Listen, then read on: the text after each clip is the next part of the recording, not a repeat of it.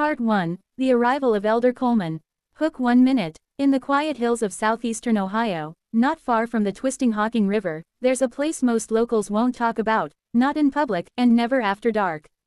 On the edge of an overgrown valley stands an old, crumbling stone marker. It reads, New Canaan Community Farm, 1837–1863. In God's grace we trust.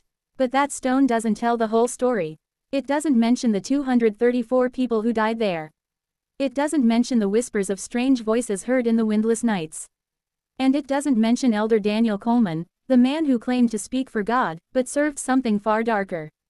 What happened at New Canaan was buried for over 150 years. Buried by fear, buried by shame, buried because some truths are too horrifying to speak aloud. But tonight, we will speak them. This is not just another ghost story. This is American history, the kind they don't teach in schools. A story of blind faith, broken families, and a man who turned salvation into suffering.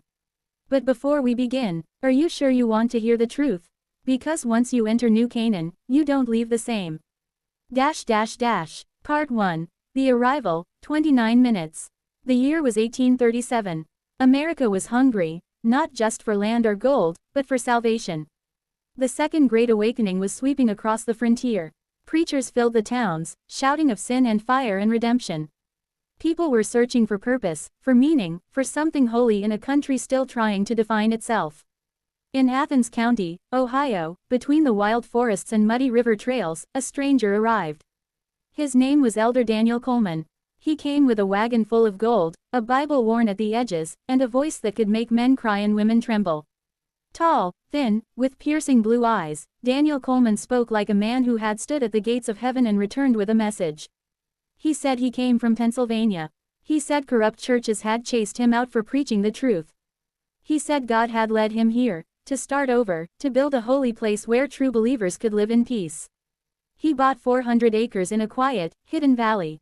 Paid in gold, no questions asked. At the top of the land, he built a sturdy brick house. Down in the valley, the soil was rich, the water clean, the forest thick. To the outsiders, it looked like a new Eden. But something was off from the start. Daniel called his young wife Sarah, Mother Sarah.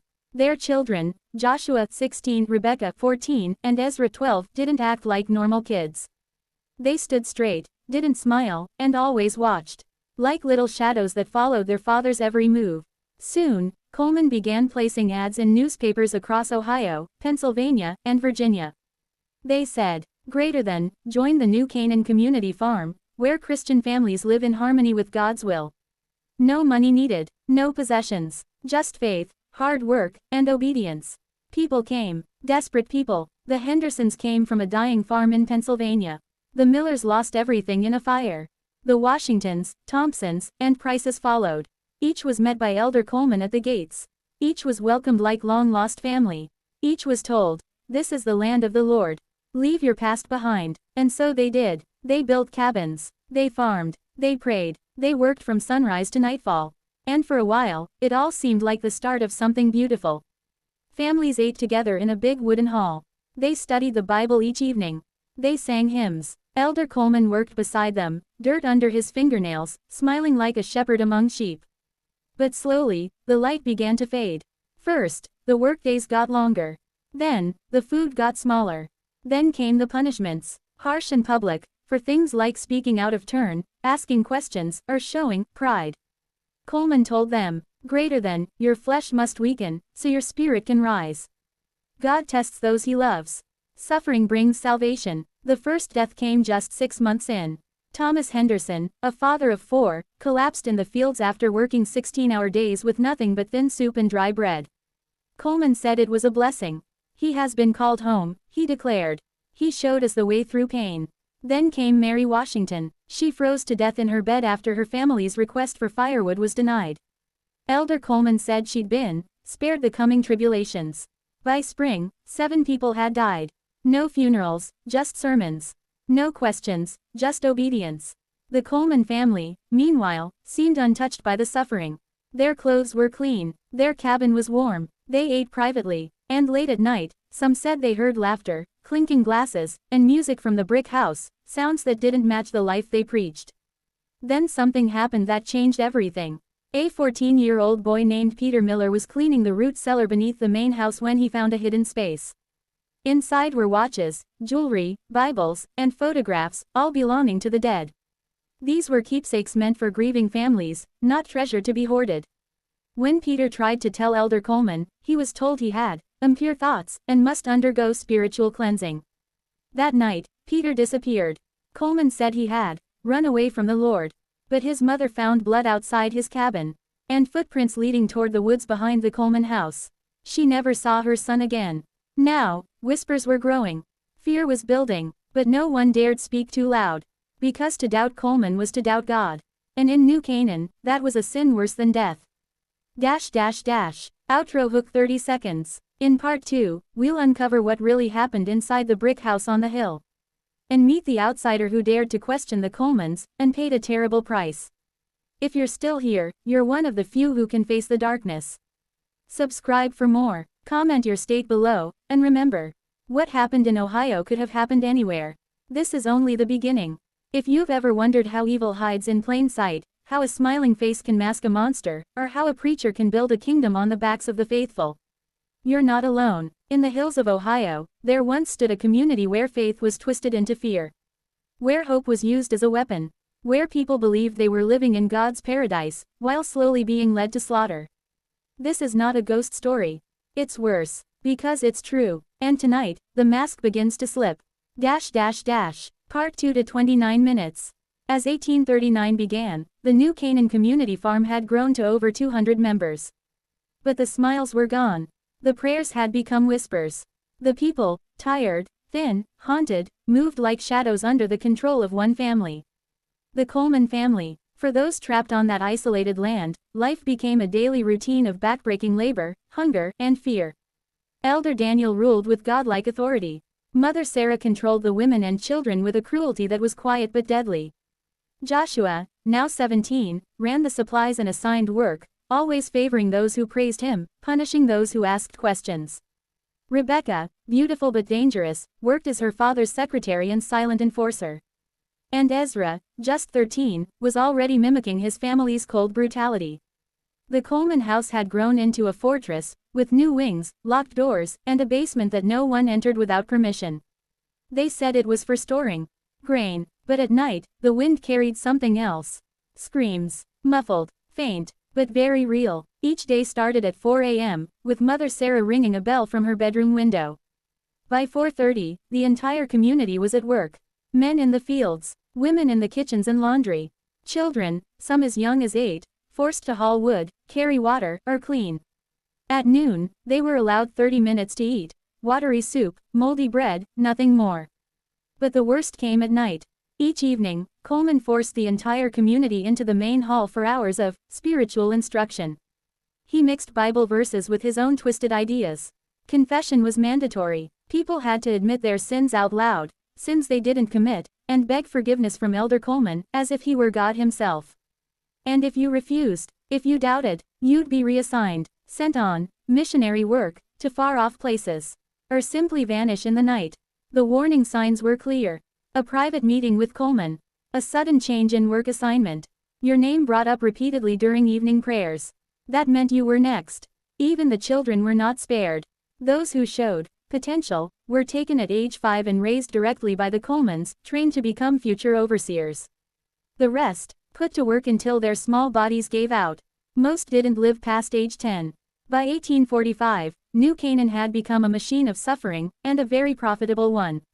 The community grew crops, raised animals, even ran a small mill. All profits went to the Coleman family. The people doing the work got nothing, just more punishment, more sermons, and more death. Each spring, new families arrived. They brought money, livestock, tools, and hope. Coleman took it all. By the time they realized what they'd walked into, it was too late. There was no escape, no help, no one on the outside knew the truth. Or so they thought. The nearby town of Athens was 15 miles away, far enough that no one came uninvited. The rare visitors, including preachers and government men, were shown a carefully staged performance. Healthy people, clean cabins, happy children, the sick and starving were hidden. And Coleman's handwritten reports, full of religious language and glowing praise, kept local authorities satisfied. But everything changed in the winter of 1851. A deadly influenza outbreak swept through New Canaan. In just 2 months, 37 people died. And during this crisis, a few brave souls began to see the truth. Anna Thompson, a widow and mother of 2, was assigned to help care for the sick. She moved between cabins, nursing the weak, trying to ease their suffering. But what she saw disturbed her deeply. She noticed that Rebecca Coleman had been delivering blankets and food, not to help, but to spread the sickness. Anna watched, heartbroken and horrified, as Rebecca moved through the cabins with quiet precision, ensuring that the weak didn't survive the winter. But that wasn't the worst of it. In the cabin of the recently deceased Williams family, Anna found something buried under a loose floorboard. A journal, written by Robert Williams, a former schoolteacher who had secretly documented everything he witnessed during his 2 years at New Canaan. Names, dates, deaths, how people were starved, isolated, poisoned. He had written that some illnesses were faked, the result of poison that mimicked natural symptoms. The journal revealed something even more terrifying. Daniel Coleman's real name was David Colton. He was a wanted criminal, hunted across 3 states for fraud and murder. He had killed 2 previous wives, one of whom had left him her entire estate. Everything he told the community was a lie. Anna knew she had to act.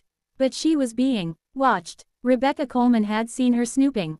And she had no intention of letting Anna leave alive. One snowy night, during a blizzard, Anna was summoned to the main house. She expected another lecture. Instead, she was shown the truth. The basement chambers were not for food. They were torture rooms, used to break, punish, and erase anyone who questioned the Coleman family. Rebecca offered her a choice. Greater than, join us. Or join the others, in the ground. But Anna wasn't alone. During her time caring for the sick, she had connected with others who were quietly questioning everything. Margaret Foster, who lost her husband under suspicious circumstances. David Chen, a skilled carpenter who had found hidden rooms and caches of stolen valuables. Sarah Martinez, a mother whose children had been taken from her for special education. Together, they had been gathering evidence. Meeting in secret, planning. They knew something big was coming. And they were right. The Coleman family was planning a mass killing, a great purification, to eliminate anyone who might expose them. The plan: poisoned food, a fake outbreak, and a fire to burn the evidence. But help came from an unexpected source. Timothy Walsh, a 15-year-old born in the community, had overheard a conversation while cleaning in the Coleman's private quarters. He heard the truth. The Coleman family was going to kill hundreds during the spring festival. They had other communities in Kentucky, Tennessee, and Indiana.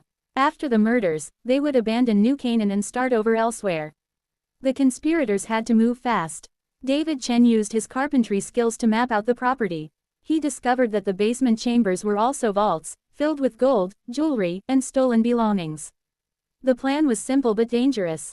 1. Use the festival preparations to sneak into the basement. 2. Steal the evidence, and the wealth.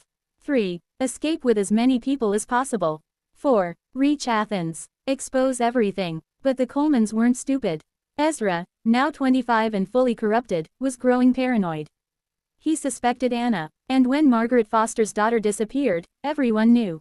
The clock had started. The spring festival would begin on April 2, 1852. 3 days of celebration, 3 days before the planned slaughter. The night of April 5th, a night that would become legend in Athens County, was fast approaching, and when it came, it would decide who lived, and who was buried beneath the cold, silent soil of New Canaan. Outro hook 30 seconds. In part 3, the storm arrives. The fires are lit, and the Colemans prepare to kill hundreds in the name of purity. But something is stirring in the shadows. A resistance. A reckoning. Subscribe now, and don't miss the night that nearly burned New Canaan to the ground. Let me know in the comments, what would you have done?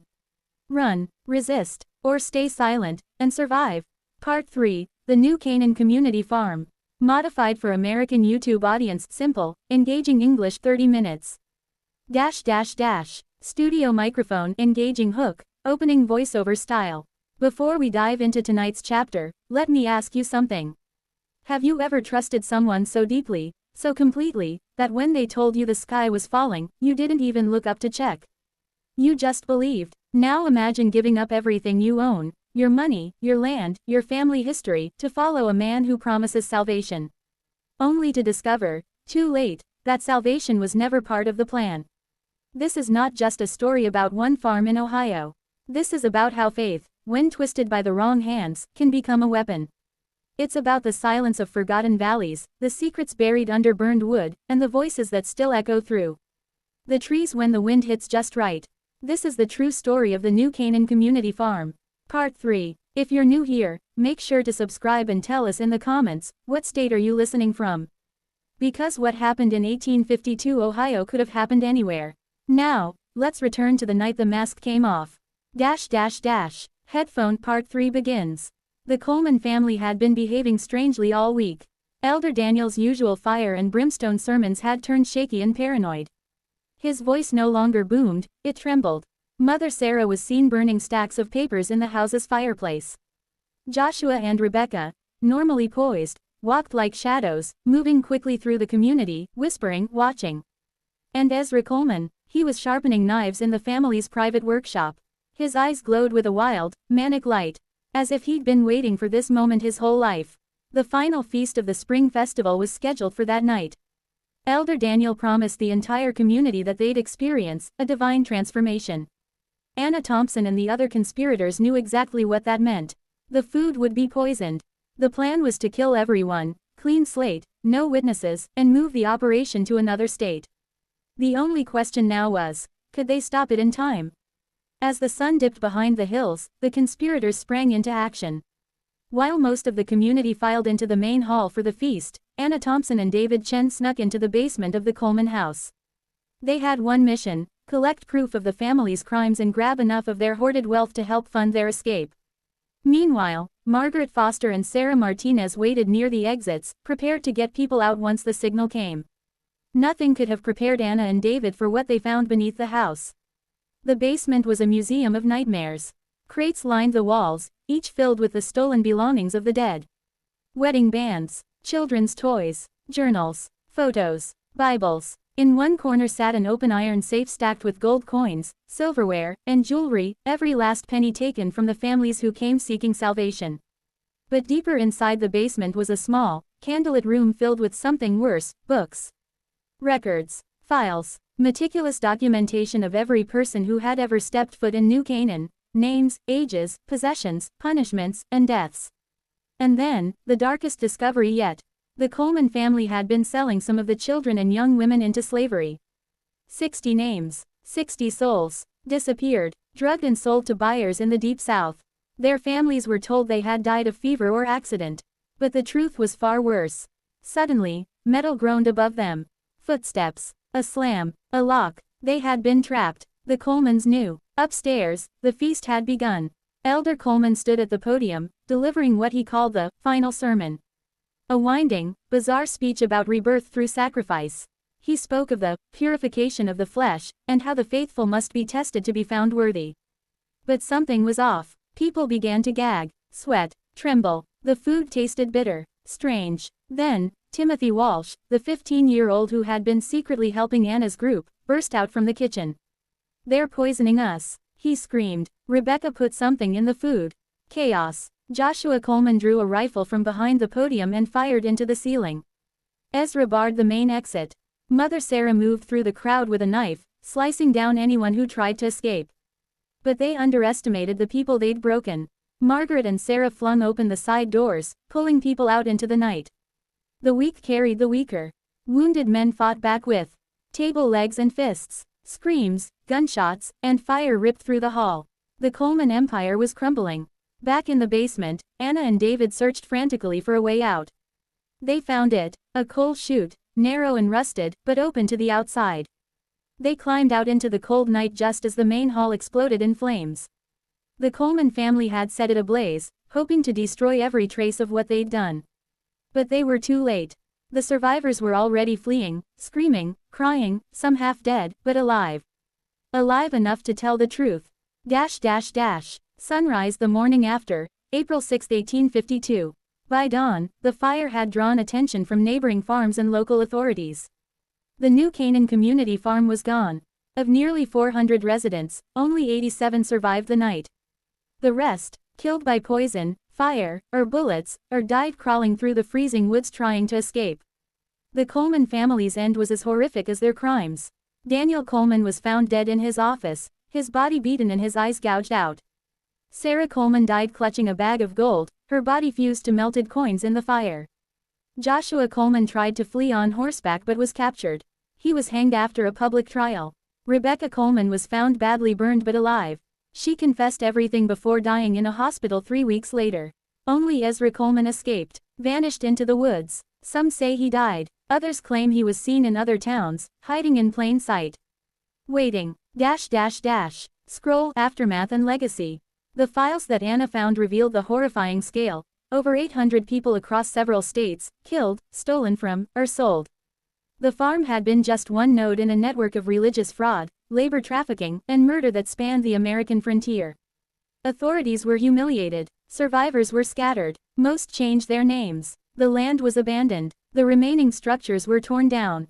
Nature slowly reclaimed the valley. But strange things still happen there. Locals talk of church bells ringing with no tower. Children's voices calling from the trees. A woman's scream carried by the wind when no one is there. And that stone marker, still standing. New Canaan Community Farm 1837-1863. In God's grace we trust. But it doesn't speak of the screams. Or the betrayal. Or the fire. Speech balloon closing call to action, voiceover. What do you think happened to Ezra Coleman? Was he ever caught? Or did he start again, somewhere else, under a new name? The official records may be sealed, but the questions still burn. Leave your thoughts in the comments. And if this story chilled you, if it made you think twice about who we trust and why, then hit that subscribe button. There are more forgotten truths buried in American soil. Until next time, watch the wind, and listen to the bells. Because some places never forget. Headphone engaging hook, cold open. There's a legend in southeastern Ohio, whispered, not told.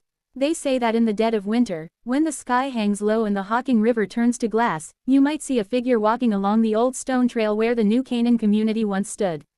A boy, no more than 15, barefoot in the snow, eyes wide with terror. Locals call him the last witness. But no one knows for sure who he is. Some say he's the ghost of Timothy Walsh. Others believe he's something far older, a memory the land refuses to forget. Tonight, we dig deeper into the aftermath of the fire, the fate of the survivors, and the twisted legacy that Elder Daniel Coleman left behind. If you're just joining us, this is part 4 of our chilling series, The New Canaan Community Farm. Subscribe now, and tell us, would you have escaped? Studio microphone part 4, The Forgotten Survivors. At dawn, on April 6, 1852, the fires at New Canaan were still smoldering. Ash drifted through the air like snow, settling on the scorched earth where 300 lives had just been stolen, not by natural disaster, not by war, but by the hands of a single family. The dead outnumbered the living. Only 87 people had made it out. Some were children, too young to understand what had happened. Others were old, sick, or injured. But all of them were broken in some way, physically, emotionally, spiritually. And no one came to save them. Not at first. Scroll the aftermath. The town of Athens was slow to respond. Authorities arrived 3 days later, when the survivors had already buried dozens of their own with bare hands and makeshift shovels. What they found was a wasteland. The main hall reduced to blackened timber and bones. Cabins ransacked, doors torn from hinges. Bodies half buried, others still in the woods. But the strangest thing was how silent the survivors were. Most refused to speak, not from fear, but from shock. Many sat motionless, staring into the trees. Others wandered aimlessly, whispering scripture under their breath. One sheriff wrote in his journal, "Greater than, these people look like they have seen hell, and were told to build homes in it." Brain the psychological toll. Doctors from Marietta and Chillicothe were brought in to assess the survivors. What they found disturbed them. Children who couldn't speak but could recite Daniel Coleman's sermons by heart. Women who cried when offered warm food, because they believed they didn't deserve it. Men who refused to sleep indoors, fearing the walls might be hiding someone watching. They called it righteous trauma, the belief that the suffering was earned, that they had deserved the pain. Elder Coleman had done more than imprison their bodies. He had colonized their minds. Derelict house. The refugee camps. 2 nearby farms opened their gates to shelter the survivors. One was run by a former abolitionist named Reverend Elijah Granger. He took in 30 of the youngest victims, turning his barn into a dormitory and classroom. Margaret Foster, still grieving the loss of her daughter Emma, became the de facto caretaker of the children. She never spoke about what happened at New Canaan. But she wrote in her journal, "Greater than, I will not let the darkness raise another generation." If these children grow up remembering only the fire, then Coleman wins. Meanwhile, Anna Thompson and David Chen worked to organize the adults, not just physically but mentally. They encouraged people to speak, to write, to draw what they remembered. Piece by piece, a picture of the Coleman horror began to take shape. But what they didn't expect was how wide that picture would become. File folder the network uncovered. As investigators decoded the stolen ledgers and hidden records from the Coleman basement, they found addresses, names, and payment logs from all across the frontier. A farm outside Lexington, Kentucky. A river community near Paducah. A healing center in Tennessee. These were not random entries.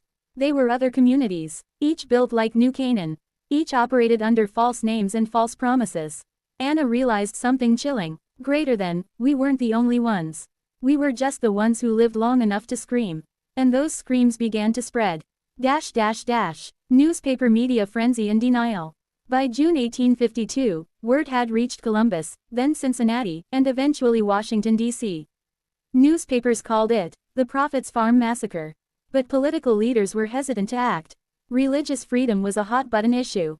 No one wanted to be seen as attacking Christian groups. Coleman's network had friends in high places. Bankers, judges, even a state senator. Witness testimonies were dismissed as traumatized exaggeration. Survivors were called hysterics, witch hunters, rural radicals. Anna, David, and Margaret tried to push forward with lawsuits, but the courts stalled for years. And during that time, something darker began to rise. Skull Ezra's shadow. Ezra Coleman had vanished the night of the fire. Some believed he died in the woods. Others thought he fled south. But by the winter of 1853, strange reports started trickling in. A church fire in Missouri under suspicious circumstances. A missing group of settlers in northern Arkansas. A man preaching in Alabama who called himself Brother E.C. and promised salvation through suffering. Could it be Ezra? No one knew for sure. But the fear was enough. Survivors started moving west or changing their names. Some committed suicide, others became obsessed with hunting down any sign of a Coleman revival. Headstone the valley seals itself. By 1855, the New Canaan Valley was empty. The state seized the land, demolished the remaining structures, and declared it unfit for agriculture due to spiritual contamination. That was the phrase used. A stone marker was erected, the one that still stands today. It says, New Canaan Community Farm, 1837–1863. In God's grace we trust. What it doesn't say. The death toll, the betrayal, the generations left to pick up the pieces. And the wind still carries voices. They say if you visit the valley in April, just before the anniversary of the fire, you can hear a boy's voice whisper. Greater than, they're still out there. Loudspeaker closing call to action. The story of the New Canaan Community Farm isn't over, not really. Because its victims still live through the stories we tell, and the silence we break. What would you have done if you were one of the 87? Would you have fought back? Would you have believed Coleman? Let me know in the comments. And don't forget to subscribe, because in the next episode, we uncover the surviving branches of the Coleman legacy, and what became of the healing centers they left behind. Stay brave, stay aware, and remember, evil often wears the robes of righteousness. The New Canaan Community Farm. Part 5, The Seeds of Deception. Written in simple, engaging English for a 30-minute American YouTube audience. Headphone opening hook, The Voice in the Woods. In the summer of 1872, a group of loggers in rural Kentucky stumbled upon a small, rotting chapel deep in the hills. It had no road leading to it. No signs of recent life. Inside, they found something worse than wild animals. They found pews marked with bloodstains, children's shoes in piles by the altar, and a faded sign nailed to the pulpit. Suffering is the path to purity, E.C. Who had built this place? Who had worshipped here? And why did it match the layout of a long-destroyed hall in Ohio? Welcome back to Part 5 of the New Canaan Community Farm. Tonight, we follow the trail beyond the ashes, beyond the valley, to discover what happened when the Coleman nightmare refused to die. Studio Microphone Part 5, The Seeds of Deception. The fire of April 1852 didn't kill the Coleman family's legacy. It scattered it, like seeds on the wind. Though Daniel, Sarah, Joshua, and Rebecca Coleman had all perished, one remained. Ezra Coleman, and his escape was no accident. Magnifying glass Ezra's disappearance. Survivors reported seeing him flee into the forest during the chaos, blood on his clothes, a blade in his hand. Search parties combed the area for weeks. Dogs tracked a scent for miles before losing it near the Ohio River. Some believed he drowned, others knew better. One investigator, a former bounty hunter named William Blake, followed a trail of coded letters and financial transactions stretching across 3 states. What he found shocked him. By 1854, a man calling himself Elias Carter had purchased land outside Nashville, Tennessee. The deed was signed with handwriting identical to Ezra's school records from New Canaan. Derelict House, the Healing Center in Tennessee. On the surface, the Blessed Path Healing Center was a quiet religious retreat. It promised rest, recovery, and renewal for struggling families. But inside its walls, survivors later testified, it was a mirror image of New Canaan. Children separated from parents, strict labor routines cloaked in spiritual cleansing, private confession rooms that left people scarred. Locals noticed strange patterns. Supply wagons arriving weekly but few visitors ever seen leaving. Crying heard in the woods at night. A stone cellar guarded day and night by armed men. In 1857, a 14-year-old boy escaped the center and flagged down a mail coach on the main road. He claimed his name was Joseph Monroe, and that he had been born in Ohio, in a place called New Canaan. Open book. The Survivor Network rises. Joseph's story reached Anna Thompson, now living near Columbus and working with a church reform council. When she heard the name, New Canaan, her blood ran cold. She and David Chen traveled to Tennessee under the pretense of joining the center. What they found was horrifying, and all too familiar. Anna later wrote in her memoir, "Greater than the smell of the place, the rigid silence, the fear in the children's eyes. I knew this was Ezra's work. He hadn't just escaped, he had replicated the nightmare." With evidence in hand, Anna returned to Ohio and presented her findings to state officials. But once again, resistance was strong. Authorities were hesitant to interfere with what they viewed as a private religious institution. That's when Anna and David made a bold decision. Expose the truth publicly. Newspaper public outcry. In 1858, the Cincinnati Tribune published a 5-part exposé titled The Prophet's Shadow, New Canaan Reborn. The stories were gruesome, first-hand accounts of abuse, starvation, and disappearances. The names of politicians who had accepted donations from Ezra Coleman were listed. So were the identities of merchants who had supplied the center. The public was outraged, but the most shocking moment came when a photograph was published, a faded, grainy image taken outside the Tennessee Center. In the background stood a tall, wild-eyed man with a scar on his left cheek. Ezra Coleman, alive, Chains the raid. On September 3, 1858, federal marshals, led by William Blake and backed by local farmers, stormed the healing center. What they found confirmed every nightmare. A mass grave behind the chapel. Dozens of children locked in underground rooms. Ledgers showing the sale of over 40 individuals to contacts in Louisiana and Georgia. But Ezra was gone. He had fled hours earlier through a tunnel beneath the chapel, a tunnel identical to one once built beneath the New Canaan main house. He had learned from his father. And he had planned for this. Round pushpin. The other locations. Anna and David's discovery in Tennessee led to raids in 2 more states.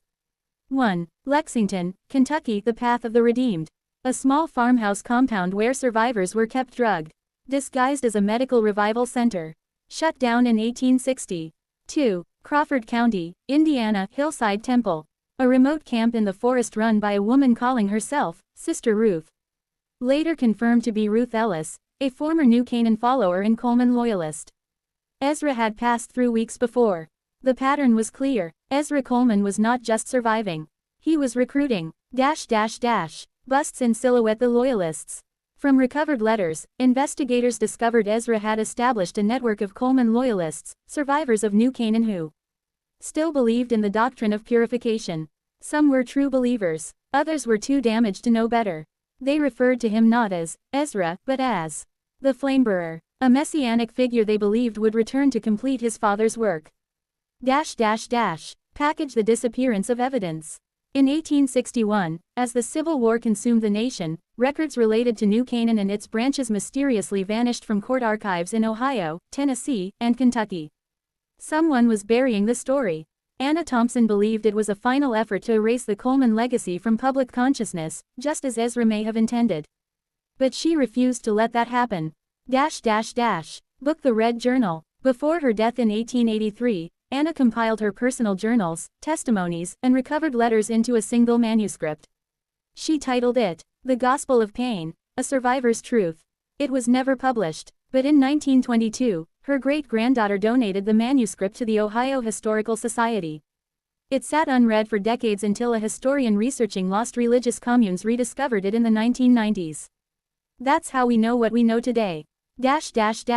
Brain legacy of a lie. The legacy of the Coleman family is not just one of fire and death. It's one of deception, survival, and rebirth in darkness. Every time the world tried to forget, a new center would rise. A new name, a new robe, but behind the mask, always the same doctrine. Greater than, suffering brings purity. Sacrifice is proof of faith. Pain is the voice of God. Mike closing reflection. How many others carried this doctrine with them into new towns, new pulpits, new communities? How many Ezras are still out there, quietly rebuilding, preaching hope while planning horror? In the next part of our series, we trace the final sightings of Ezra Coleman and examine the chilling reports that suggest he may not have died when history says he did. Subscribe if you haven't already. And tell us, if evil learns and adapts, can we ever really recognize it before it's too late? The New Canaan Community Farm. Part 6, The Man Who Would Not Die. Written in simple, engaging English for a 30-minute American YouTube audience. Headphone opening hook, The Stranger in Missouri. In 1881, a traveling preacher calling himself Brother Eli arrived in a Missouri town near the Ozark Mountains. He was tall, pale, with a deep scar on his left cheek and piercing eyes that seemed to look straight through people. He preached fire and purification. He demanded absolute obedience. And by winter, half the town had moved into his secluded compound in the woods. A local constable grew suspicious and confronted him one night. The next day, the constable's home burned to the ground. His family was never found. The preacher disappeared soon after, but not before someone found his Bible. Inside the cover, in small, almost invisible handwriting, were the initials. E.C. Ezra Coleman. Welcome to Part 6 of the New Canaan Community Farm. Tonight, we explore the most haunting question of all. What if Ezra Coleman never died? Studio microphone Part 6. The Man Who Would Not Die. After the fire at New Canaan and the raid on the Tennessee Healing Center, Ezra Coleman vanished. For 30 years, his trail was cold. But rumors never stopped. Survivors, historians, and lawmen followed whispers across the Midwest, South, and frontier. The deeper they looked, the more they found one chilling pattern. Wherever pain dressed as faith, he had passed through. Magnifying glass pattern of the wanderer. Between 1858 and 1889, 6 communities across America reported the same strange phenomena. A charismatic preacher appears under a new name. He speaks of purification, of chosen suffering, of separating the weak from the pure. A small following builds quickly. Children begin disappearing. Then, the preacher vanishes without a trace, often after a suspicious death or fire. In every case, descriptions of the preacher matched Ezra Coleman's known appearance. Tall, gaunt, deep scar on left cheek, pale blue eyes, left-handed, obsessive about written records and loyalty oaths. Luggage the last believers. One of the most disturbing discoveries came in 1894 when a traveler in Kansas visited a roadside general store. He bought an old trunk from a man who claimed it had belonged to a traveling preacher who fled in the night. Inside the trunk were dozens of journals, sermon notes written in Ezra's handwriting, a map marked with red crosses across Ohio, Kentucky, Tennessee, Indiana, Missouri, Arkansas, and Texas. And a sealed envelope labeled, "To my successors, keep the flame alive." Inside were instructions for restarting the New Canaan doctrine in new forms. Schools, orphanages, and churches, each with a cleansing protocol.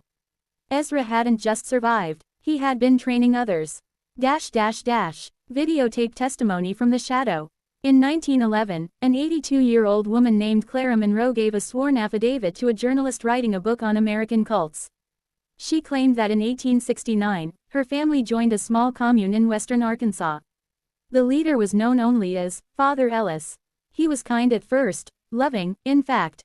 But within weeks, he demanded obedience, separated men from women, and began speaking about the eternal flame. Clara's testimony includes this quote. Greater than, he told us, pain is the fire that forges the soul. That only the broken can see God. And when my little sister begged to go home, she vanished. Later, when shown a photograph of Ezra Coleman taken in 1852, Clara broke down in tears. Greater than, that's him, she said. That's Father Ellis. Bust in silhouette. Was Ezra supernatural? Some researchers, especially modern ones, began to ask a disturbing question. Ezra Coleman was last seen in 1858. But verified sightings, using matching physical descriptions and behavior, go all the way to 1912.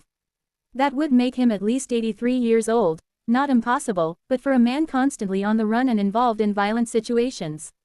Hard to believe, which led to a chilling theory whispered in fringe circles. Greater than, what if Ezra Coleman was something more than human? A demon in human form? A cursed soul who could not die? Or simply, evil perfected over time? Of course, most historians reject these ideas. But some events are hard to explain, like the mysterious preacher in Wyoming in 1907, who called himself EC, and vanished hours before the town church exploded in flames, killing 12 followers. Books. The legacy lives on. Regardless of whether Ezra died in a forest or lived to see the 20th century, his legacy continues in ways that are hard to deny. His doctrine of spiritual purity through suffering has shown up in more than 15 cult-like movements since the 1850s. His writings, or versions of them, have surfaced in California, Canada, and even South America. And his name, or his initials, appear in the strangest places: carved on trees, burned into chapel doors, written in blood on a barn wall in Kansas in 1933. Crystal ball. Final sightings. The last credible sighting of Ezra came from Madison County, Alabama, in 1912. A preacher calling himself the Last Light had started a small commune in the mountains. He was obsessed with purification. He never allowed photographs. He kept to himself. He vanished after a fire destroyed the commune. The only survivor, a boy named Elijah Reeds, later became a preacher himself.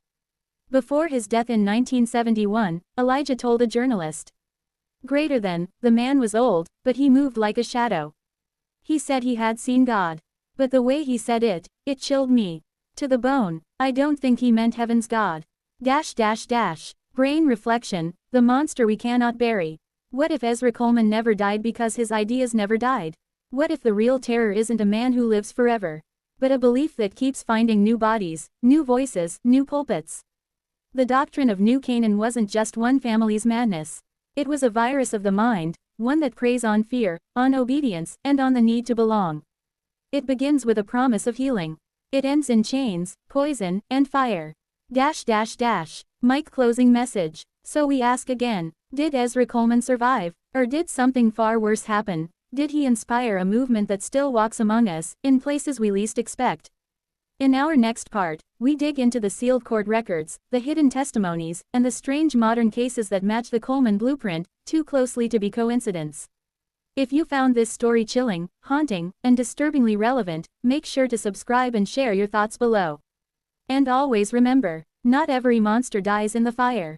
Some become the fire. Here is part 7 of your 10-part horror mystery story, The New Canaan Community Farm, written in simple, engaging English for a 30-minute American YouTube audience.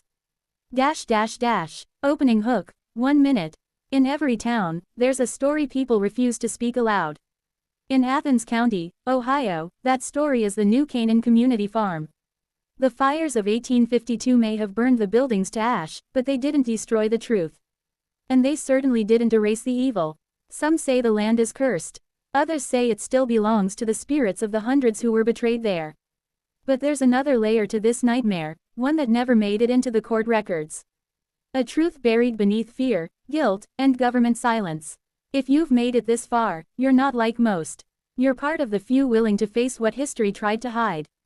Welcome back to the true story of Elder Daniel Coleman, and the horror that refused to die.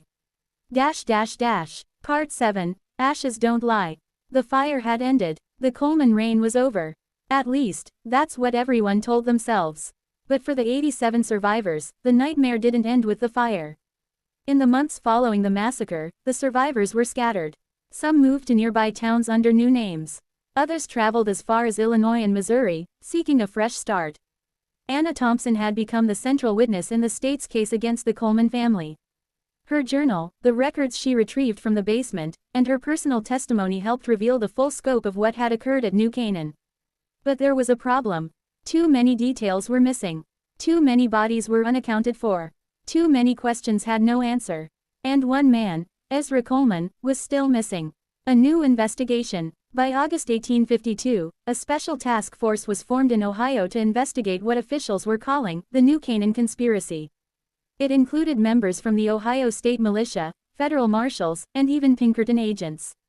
Their mission: trace the remaining threads of the Coleman operation, identify anyone who may have helped them, and find Ezra Coleman, alive or dead. But just weeks into the investigation, the task force ran into a chilling discovery. In the hills bordering West Virginia, 2 abandoned log cabins were found. Inside one was a journal belonging to a man named Elias Ward, an alias used by Joshua Coleman when recruiting families.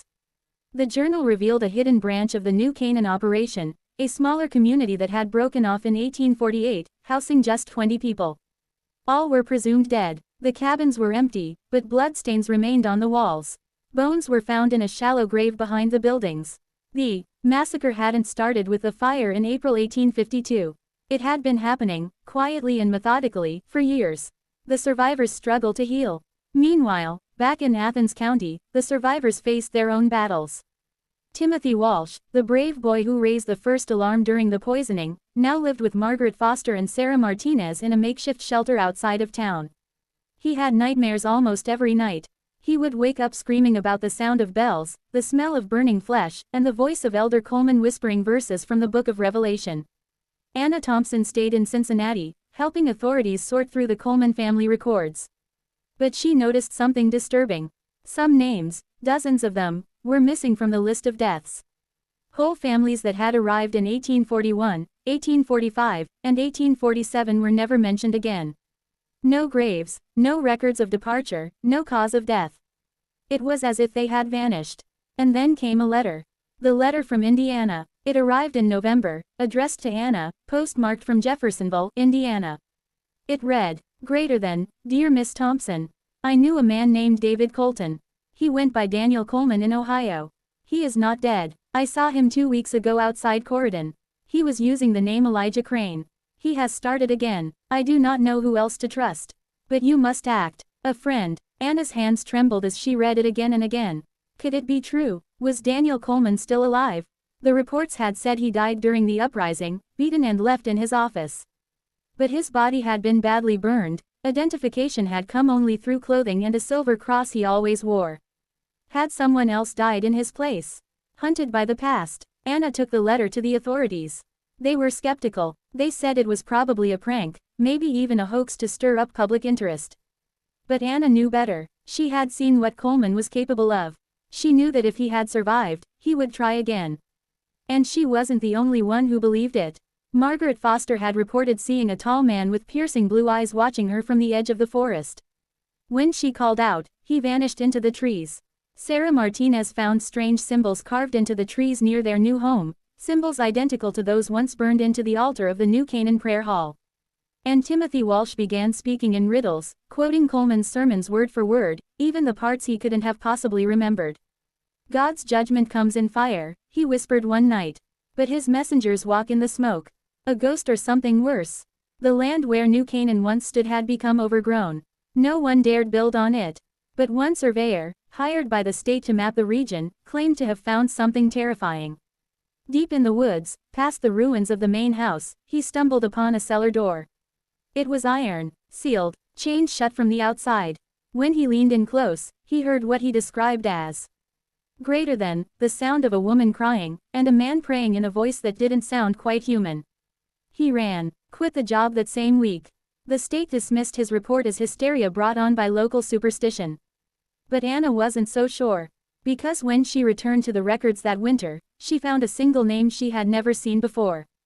Chamber 6, subject, Miriam C. No death recorded, no transfer noted. Just one word written in faded ink beside the name, repentant. The nightmare reignites. As 1853 approached, the survivors braced for what felt like a second wave of terror. Anonymous letters began arriving in nearby towns, promising a new gathering for those pure of heart and strong in faith. Advertisements started appearing in small, religious newspapers again, promising sanctuary, shared living, and divine reward. The name of the new community, New Zion, and the man behind it. No name given, just the symbol of a cross, burned and inverted. Anna knew it. They all did. The Coleman story wasn't over. It had just moved west. Closing, call to action. The fire may have silenced the screams, but it didn't destroy the evil. New Zion was out there. And somewhere, Daniel Coleman, or whatever name he now wore, was rebuilding his empire of control. What would you do if you saw that same advertisement in your town? Would you trust it, or would you remember the cries of the innocent buried beneath Ohio soil? Comment below if you believe Coleman survived. And if you're ready for the chilling next chapter, hit that subscribe button. Because in Part 8, we go deeper into the New Zion movement, and the return of the darkness that refused to die. Until then, stay curious, stay careful, and never trust the voice that calls itself holy too quickly. Here is Part 8 of your 10-part horror mystery series The New Canaan Community Farm, written in simple, compelling American English for a 30-minute YouTube storytelling video. Opening hook. 1 minute. What do you do when evil doesn't die? When the monster you thought burned with the fire is still out there, watching, rebuilding. The nightmare of New Canaan didn't end in 1852. It simply changed names. In the shadows of the American frontier, a new name began to appear. Quietly at first, in small religious publications, on hand-scrawled flyers nailed to church doors. It read, New Zion, a place of peace, faith, and family. But for those who survived New Canaan, it was something else entirely.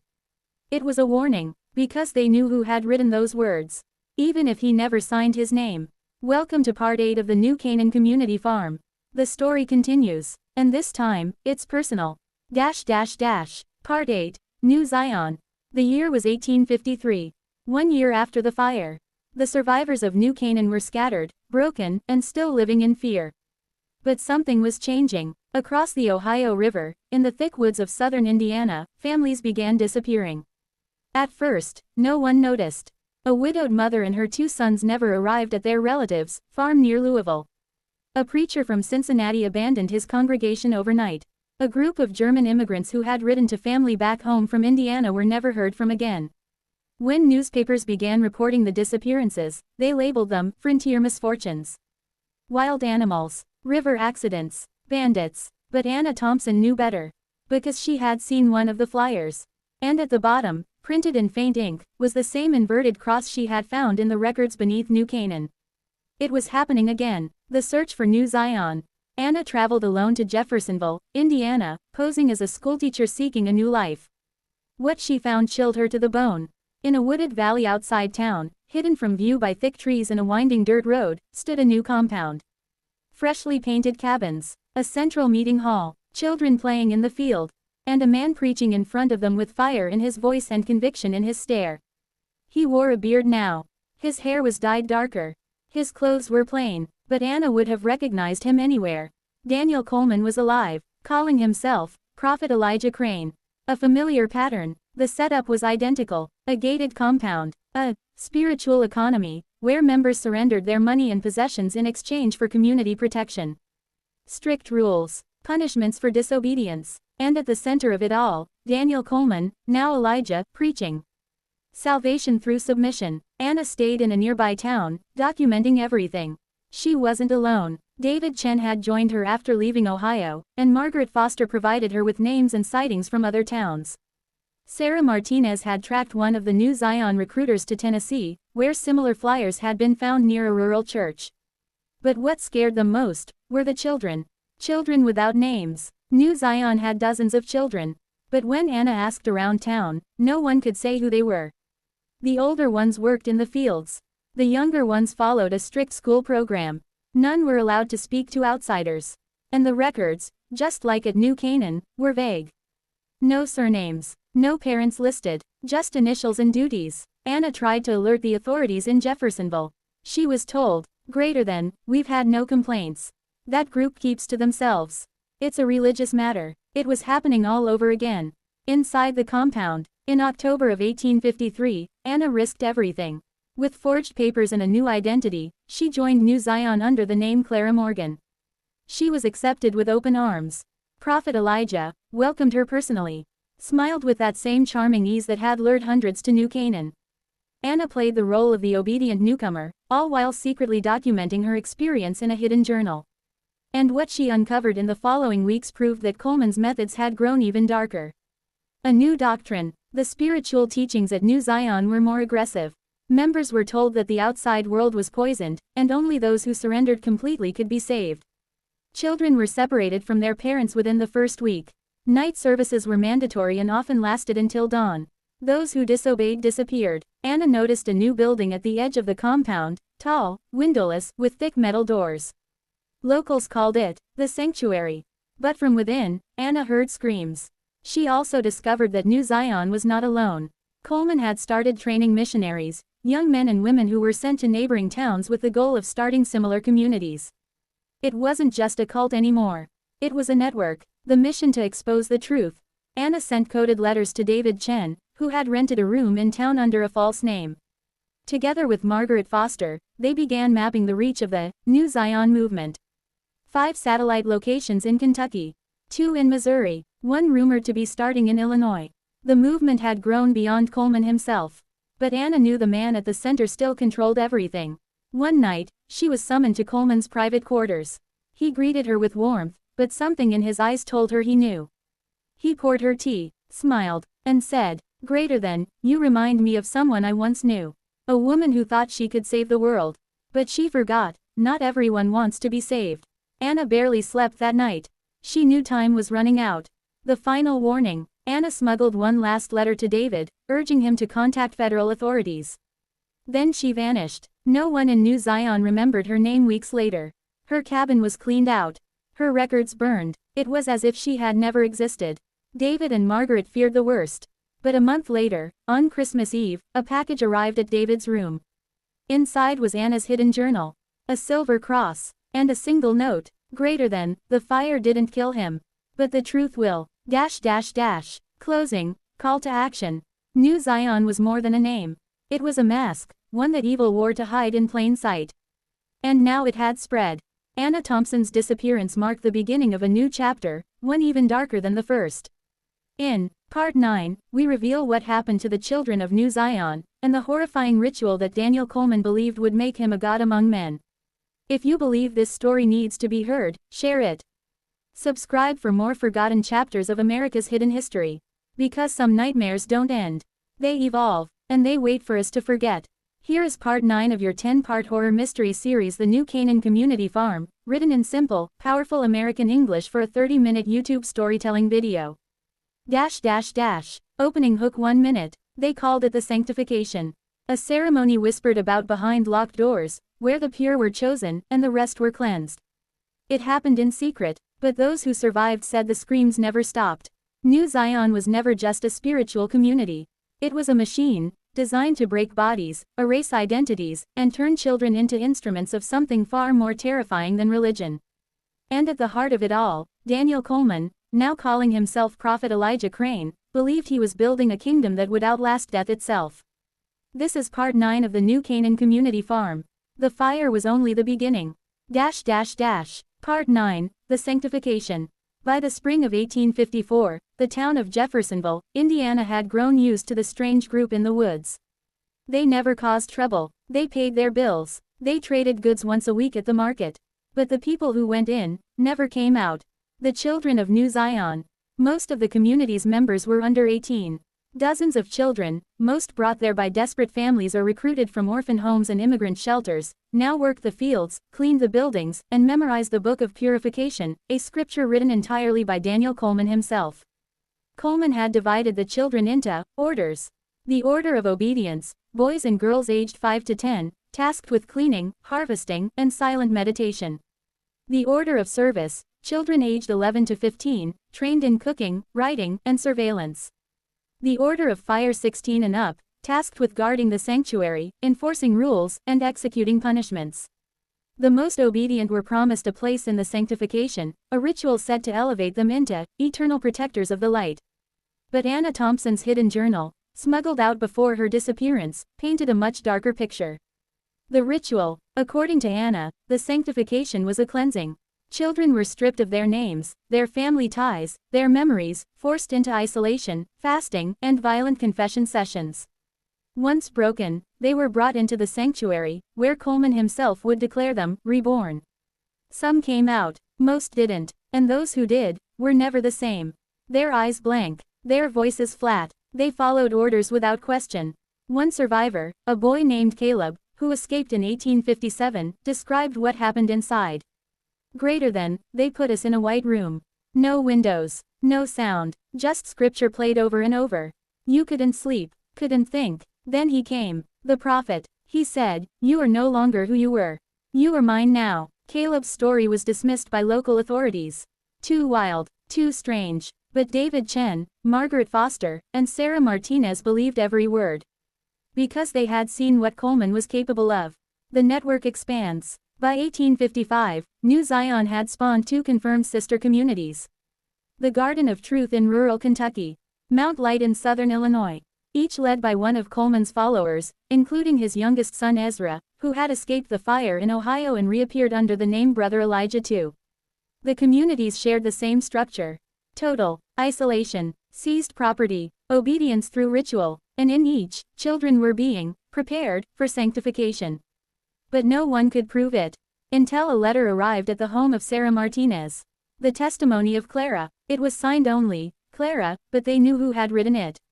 Anna Thompson had survived. The letter detailed how she had escaped New Zion in the dead of night, guided by a teenage girl named Naomi, one of the reborn, who had begun to remember her old life. The letter included maps, names, and most importantly, a warning. Greater than, the prophet no longer seeks wealth. He seeks power. Through the children, through their belief, he thinks if they all die for him, he'll live forever. The revelation. Anna's letter described a final plan, the Great Ascension, set for October 12, 1856. On that day, every child in New Zion would undergo final sanctification. They would drink from the cup of fire, a poisoned sacrament designed to kill them, all of them, and send them home to the prophet's eternal kingdom. Anna begged Sarah and David to act. If we don't stop him now, they will all die. And he will rise again somewhere else. The last assembly, Sarah Martinez, David Chen, Margaret Foster, and 3 other survivors of New Canaan formed a plan. They would infiltrate New Zion during the Harvest Gathering, a festival held each fall to welcome new members and raise money from trusted outsiders. Using forged invitations, they posed as religious donors and gained access to the compound. What they found stunned them. Over 80 children, dressed in white robes, rehearsing songs for the Ascension. Large vats of a reddish, ceremonial drink, stored behind the sanctuary, guarded night and day. Coleman, bearded, radiant, speaking with the confidence of a man who believed he was about to become a god. On October 10, Sarah followed Naomi, the teenage girl who had helped Anna escape, into a storage shed behind the sanctuary. Naomi told her the truth. Greater than, the prophet says this is our salvation. That pain is the price of purity. But I don't want to die. Sarah made a decision in that moment. They would act. No more gathering evidence. No more letters. They would end this. Closing. Call to action. The survivors of New Canaan were no longer running. They were coming back to stop the evil they once escaped. In Part 10, the final chapter, the battle for New Zion begins. And this time, no one walks away untouched. What would you do if you knew dozens of children were about to be sacrificed in the name of faith? Would you risk your life to stop it? Or walk away, knowing history might never remember your name? In the final chapter of the New Canaan Community Farm, the fire returns. Subscribe so you don't miss the ending. And remember, the worst monsters don't live in caves. They live in chapels. And they speak of salvation. Here is Part 10, the final confrontation of your 10-part horror mystery series The New Canaan Community Farm, written in simple, chilling American English for a 30-minute YouTube storytelling video. Opening hook 1 minute, October 12, 1856. The date had been chosen for its spiritual symbolism. The day of the Great Ascension. At sunset, over 80 children in white robes would gather in a candlelit chapel, drink from silver cups, and die together in the name of a false prophet. But the survivors of New Canaan were not going to let that happen. They had lived through the fire once. They had lost family, friends, and their faith. Now, they were willing to lose their lives, if that's what it took to stop it from happening again. This is the final chapter of the New Canaan Community Farm. Part 10, The Fire Returns. As the sun rose over the dense woods of Jeffersonville, Indiana, a cold fog clung to the trees. Inside New Zion, preparations for the Great Ascension had begun. The children were led in prayer by Rebekah's successor, Naomi, the 17-year-old girl who had helped Anna Thompson escape. She played her part perfectly, her voice calm, her hands folded. But inside, she was trembling. Because tonight, they would strike. The final plan. Sarah Martinez, David Chen, and Margaret Foster had spent the last 3 days planting evidence, mapping the compound, and hiding escape routes for the children. They had weapons, hidden in grain barrels. They had matches, soaked in lamp oil. And they had Naomi on the inside. She had smuggled arsenic samples to David, proving the prophet planned to poison the ceremonial drink, just like at New Canaan. The plan was set. David would sabotage the poison barrels. Sarah would disable the main gates. Margaret would lead the children out during the ascension. Naomi would signal the escape. But they were outnumbered, outgunned, and being watched. Because the prophet was not Daniel Coleman anymore. He had become something else. He now called himself Elijah the Purified, and his followers believed he could not die. The ceremony begins. As twilight fell, hundreds of candles flickered inside the chapel. Children entered in silence, led by the order of fire. Each child held a silver cup. The prophet stood at the altar, arms outstretched, preaching of eternity, of fire, of freedom through surrender. Outside, Sarah sliced the lock on the main gate. David cut open the barrels behind the chapel, spilling poisoned wine into the dirt. Naomi gave the signal. She dropped her candle, and fire began to spread. Chaos explodes. The chapel erupted into panic. Margaret, dressed in a white robe, stood and shouted, "Greater than, do not drink. Run, run now." Some children froze. Others screamed. The order of fire moved to restrain them, but Sarah Martinez and David Chen stormed through the side doors, armed with rifles stolen from the prophet's guards. Naomi grabbed the prophet's sacred book and set it ablaze, holding it high above her head. "Greater than, your kingdom ends tonight," she shouted. The prophet moved toward her. His eyes wild, his hands shaking. "Greater than, you betrayed me," he whispered. "Greater than, no," Naomi said. "You betrayed God." She threw the burning book at his feet. The fire returns. The flames caught quickly. Old wood, oil-soaked cloth, stacks of hymnals. Within minutes, the entire chapel was ablaze. But the children were running, led by Margaret, Sarah, and David, through the back path, across the fields, into the woods. Gunfire cracked in the distance. The guards were closing in. David turned, holding the last rifle round. He looked at Sarah. "Greater than, go, get them out. Greater than, what about you? Greater than, this place has to burn." And he ran back toward the chapel. The prophet's last words. Inside the burning chapel, the prophet stood alone. The flames surrounded him, licking the walls, swallowing his altar. David entered through the front, smoke choking his lungs. They stared at each other. No words, only hatred. David raised the rifle. The prophet stepped forward, eyes glowing. "Greater than, kill me, and I'll return again. You can't kill what's eternal." "Greater than, you're not eternal," David said. "You're just a man." The shot rang out, and the prophet fell. The fire consumed them both. Aftermath. By sunrise, New Zion was gone. Reduced to ash. Over 70 children survived that night, carried to safety by the conspirators who had once escaped the New Canaan massacre. Of the original 6 who returned to stop the prophet, David Chen died in the fire. The rest disappeared from public life, choosing peace over fame. Naomi, the girl, who had once been reborn, became a schoolteacher. She never spoke of what happened again. The children were placed with families, many of them carrying the trauma of what they'd endured for the rest of their lives. The authorities arrived too late, again. The land was seized. The fires buried the evidence.